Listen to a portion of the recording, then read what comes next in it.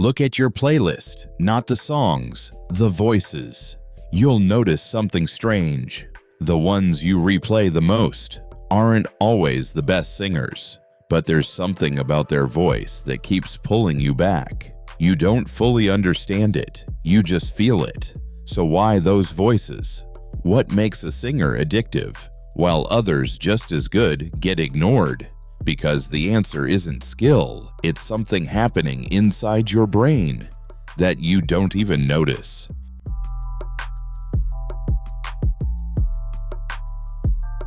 When we think about a great singer, we usually think of obvious things: high notes, control, precision, things you can measure. But if you look at your own playlist, you'll notice something strange. Some singers aren't perfect. They're not the most technically skilled, and yet you come back to them more than anyone else. Meanwhile, there are voices that are flawless, but you rarely replay them. So what's actually going on here? Why doesn't better mean more addictive?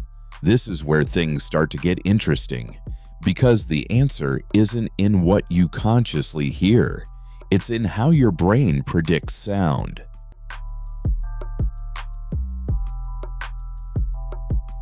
Every time you hear a voice, your brain isn't just receiving sound, it's predicting it. The next note, the next phrase, the next emotional shift. That's how your brain works. Always one step ahead, but an addictive voice never fully matches that prediction. It's slightly off, not enough for you to notice, but enough to make your brain pay attention. A note that comes in just a bit late, a phrase that resolves in an unexpected way, a vocal turn you didn't see coming. You think you're listening, but really, you're chasing it. Your brain keeps trying to catch up, and that subtle gap, that moment where prediction never fully locks in, creates a loop. You replay it, not just to hear it again, but to understand it better. But here's the part most people miss. That offness isn't just about pitch.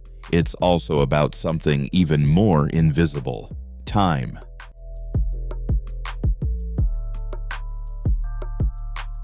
If you take a vocal and snap it perfectly to a grid, every note exactly on beat, it sounds fine, but it doesn't feel alive. The most compelling singers don't sit perfectly on the beat. They move around it. A few milliseconds early, a few milliseconds late. Too small for you to consciously detect, but just enough for your brain to register. This is human. That subtle shift changes everything. The voice stops feeling mechanical and starts feeling alive. It breathes, it stretches, it bends. You're not just hearing rhythm anymore. You're feeling intention inside the rhythm. And that's something machines still struggle to replicate. But once a voice starts to feel human, something else begins to emerge: imperfection.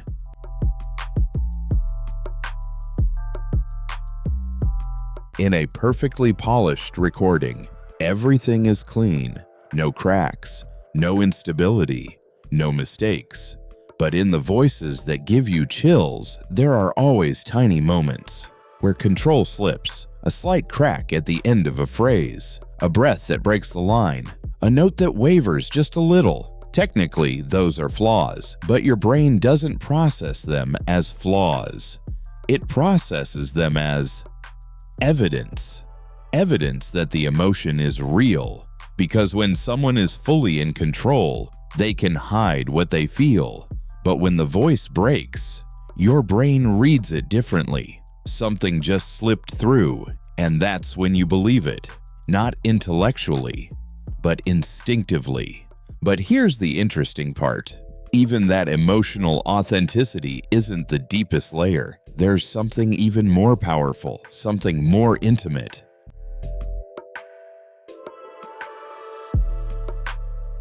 Pay attention to this. In many modern songs, you can hear the singer's breath, not by accident. It's left in, sometimes even emphasized. a soft inhale before a line, a quiet exhale at the end. Sonically, these are tiny details, but psychologically, they're incredibly powerful because your brain doesn't hear breath as sound. It hears it as presence.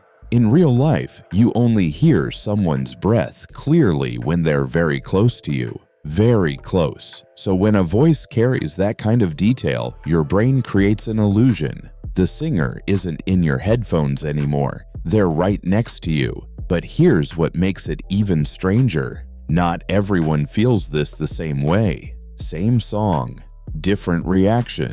So what determines that difference? The answer is you.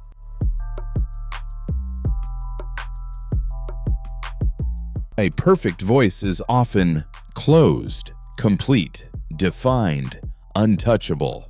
There's no space inside it, but an addictive voice leaves room. It doesn't overpower you. It doesn't dominate. It opens up. And in that space, your brain does something remarkable. It places you inside the voice. You're not just listening anymore. You start imagining yourself singing. You feel like you understand the emotion, like you're living inside the line. That's why some voices feel deeply personal, like they're singing just for you. But here's the key. This doesn't happen with every voice. Only the ones that are open enough to let you step in. And this is where all these mechanisms come together in real life.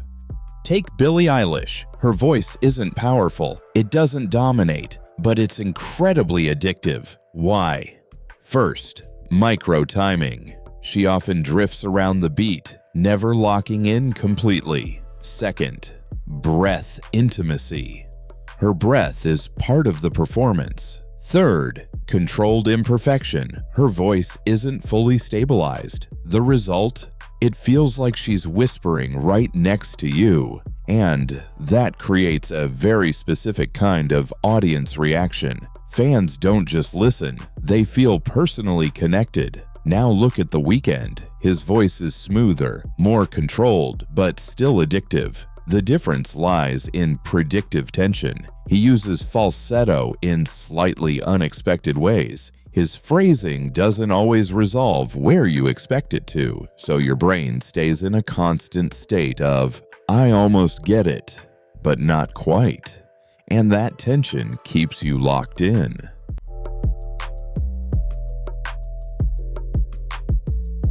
At this point, you might think, so it's just about adding imperfection, a bit of breath, a bit of looseness? Not exactly, because if you push it too far, everything falls apart. Too much deviation, your brain disengages. Too much instability, it becomes actual error.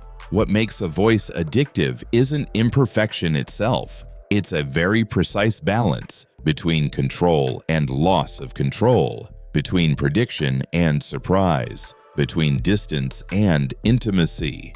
And here's the surprising part. Most singers aren't consciously calculating this. It emerges through feel. So what really makes a voice addictive? It makes you predict, then breaks that prediction. It makes you feel, then convinces you it's real. It makes you listen, then makes you feel like someone is there. And most importantly, it gives you a space to place yourself inside. Maybe that's why you keep replaying it. Not because the voice is extraordinary, but because the version of you inside that voice is something you don't want to let go of.